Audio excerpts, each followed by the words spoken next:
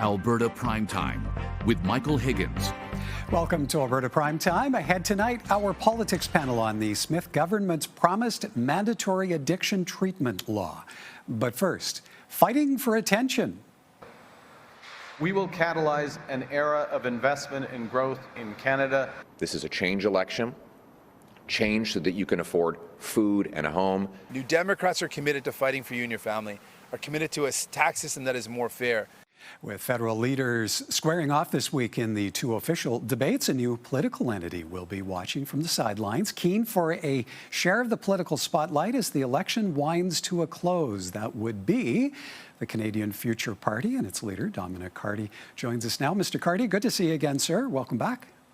Likewise. Thanks for having me back on the show. Okay, well, it's hard to escape the fact this is destined to be a two-party race, and there's even concern over the potential fate of the NDP. What's giving you the confidence to put the Canadian Future Party out there when it's essentially getting off the ground? Well, the party was only founded last year. We had our first convention last November, and what's giving us the impetus to go into this campaign is we want to make sure we introduce ourselves to Canadians. And in particular, when we talk about what's happening on the ground in Alberta, we want to make it clear that there is an option for Albertans who believe in a strong and independent Canada, but who also recognize that Alberta has often had the short end of the stick and that we need to listen to Alberta as the heart of the Canadian economy and start to pay more respect to what Albertans are saying they want. And that doesn't mean that we start talking about annexation and so on if election results don't go the way they want. What we need to be doing is over the next 4 years, making sure that whatever party is elected in a couple of weeks from now, that they are held to account in terms of how they actually deliver on their promises to improve our democracy. So my party, we have got an incredibly detailed platform around defense issues. You can see it at go to the CanadianFutureParty.ca online. A platform there with details about how we can get Canada into a position it can defend its independence, because nothing else matters if we can't hang on to our country, and we can't hang on to our country if we don't have Alberta at the center of Canada. So how we deal with those internal divisions, whether it's knocking down interprovincial trade barriers, whether it's dealing with making sure that Alberta can get its energy to Tidewater, getting rid of logistical and legal barriers to development that we need to protect our democracy and to help protect our allies at a time when democracy is under threat around the world.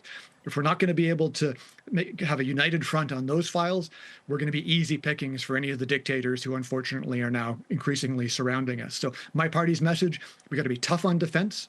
We got to have evidence-based policies. None of this foolishness, imported American culture wars that the Liberals and Conservatives have both gotten into far too much. Evidence-based politics, we like to say we want to go not left, not right, but forward. And that means using evidence. And if we're going to use evidence, that means a greater role for Alberta. And that's why I'm looking forward to visiting Alberta again next week to support the candidates that we've got running and to continuing to take that message about having this as a united, strong country, using our strengths, using our resources. I'm going to do what I can to keep that message loud and clear in Ottawa over the next 4 years. And Albertans might be interested to know, because you keep bringing up Alberta, but of your, I understand 19 candidates, 6 are seeking seats here in this province, nearly a third of the party's total roster. What do you chalk up that Alberta connection to? Well, I think that Albertans have had sad recent experience of government that's gone a little bit too far left and government that's gone a little bit too far right, where decisions have been made on ideological grounds that get the activists in certain political parties all wound up, but don't necessarily help in delivering democracy for Albertans, for Canadians. So I think that that's why we were seeing that strength in Alberta. And I was thrilled to see that we've got that number of candidates running there, because I get the message around Western alienation. It is real, and I think people out West have been ignored for too long. And I think that we have got to have a national plan around how we deal with our country's crises, and Alberta has to be part of that, rather than feeling that whenever a national plan is talked about, it means that the folks in Ontario are going to tell us all what to do. You bring up that point of Western alienation. Preston Manning recently writing an op-ed in the Globe and Mail suggesting a vote for the Carney Liberals is a vote for Western secession, a vote for the breakup of Canada as we know it. How do you address concerns linking the election with a possible national unity crisis? I think it's really unfortunate that someone with the history and the record of public service that Mr. Manning has, that he would engage in that sort of rhetoric. We need to talk about keeping this country together so that we can make it stronger.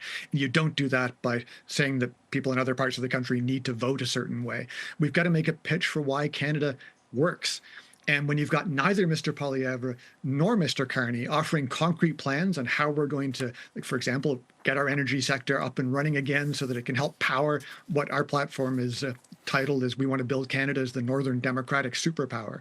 We can only be a superpower with Alberta. We can only develop a strong economy to help save democracies around the world with Albertan energy. So when I hear Mr. Manning, when I hear Ms. Smith making those comments, I say, look, we've got to get beyond this divisive rhetoric that's too often imported from other countries, that isn't going to make Canada a stronger, better place, isn't going to make Alberta a stronger or better place, and start talking about how we can fix the problems we have. I think we cannot give up on this project, that we are seeing what happens when countries around the world slide into having single people become the spokespeople for their political movements and the drifting towards extremism. Let's not play those games. Let's talk about keeping Canada independent and what we need to do that. And I think Albertans have got the same perspectives as the other folks I'm talking to across Canada. We need to rearm rapidly.